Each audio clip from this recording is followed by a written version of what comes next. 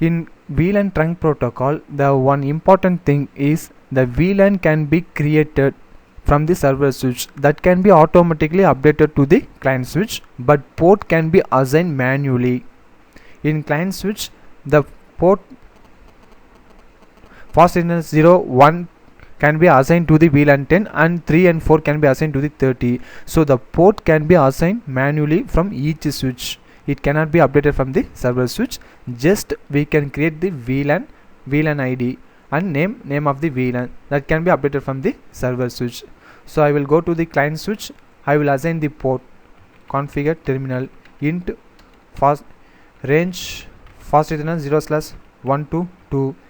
If I am selecting more than one interface means I will give range interface range fast ethernet 0/1 to 2. So the switch that can be connected to the PC, that port can be assigned as an access port. So I will give switch port mode access, switch port access VLAN 10, exit interface fast ethernet,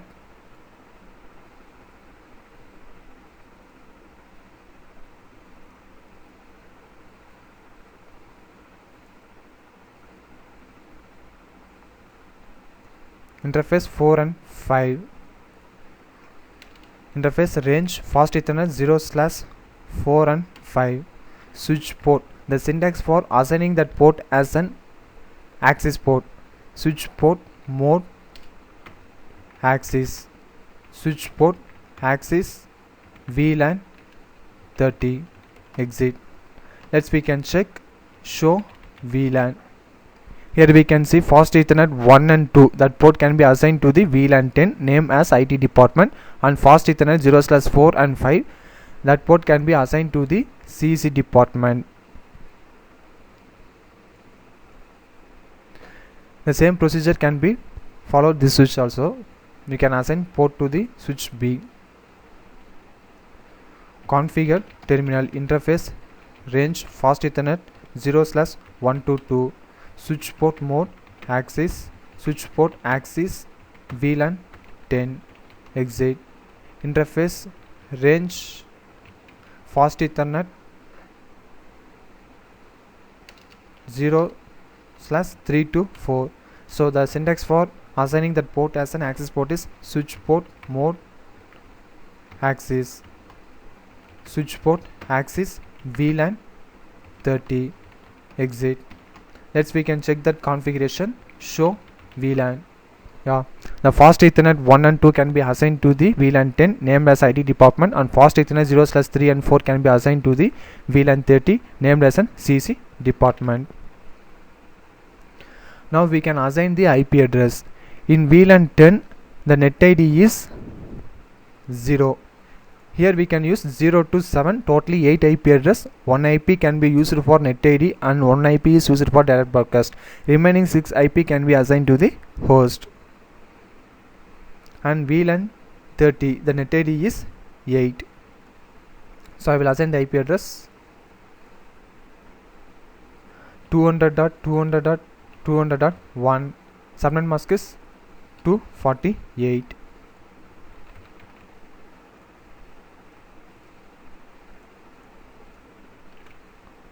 Here I will assign the IPS to subnet mask is 248. Here I will assign the subnet mask IPS 3. Subnet mask is 248. In this PC I will assign the IP address as 4. Subnet mask is 248. Okay. In VLAN 10 we can assign the IP address. Now we can assign the IP address to VLAN 30. The net ID is 8 to 15, totally 8 IP address. 8 is a net ID and 15 is a direct broadcast address. This both 2 IP cannot be used for host. Remaining 6 IP address can be assigned to the host. 200.200.200.9. Subnet mask is 248.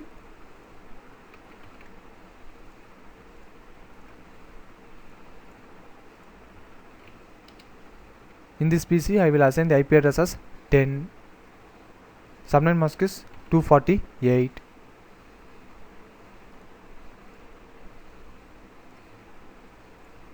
In this PC I will assign the IP address as level.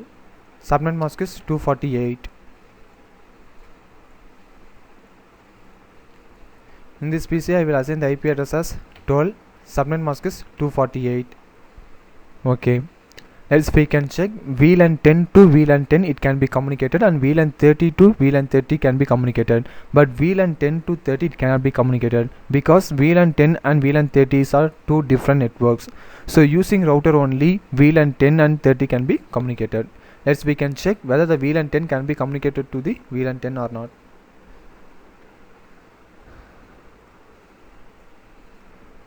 Ping 200.200.200.3.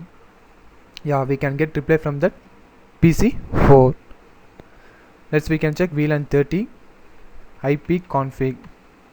Okay, ping 200.200.200.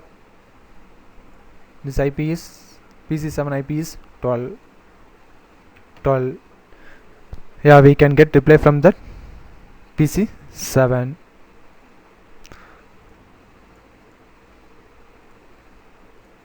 Okay, VLAN 10 can be communicated to the VLAN 10, but VLAN 10 cannot be communicated to VLAN 30 because VLAN 10 and 30 are two different networks. If two different network can be communicating means we can use router.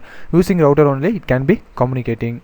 Okay, in VLAN trunk protocol, using VLAN trunk protocol we can create the switch as server mode and client mode and transparent mode. If the switch can be created as a server mode means we can create the VLAN.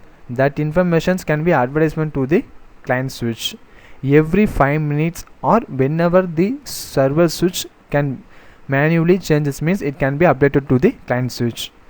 In this scenario the server switch I will create the VLAN 10 and 20. 10 named as an IT department and 30 named as an CC department. The two VLAN we can create from the server switch that can be automatically updated to the client A and client B. But port can be manually assigned. That is an important thing we can see. In VTP transparent mode it cannot be changes, it cannot be updated from the server switch.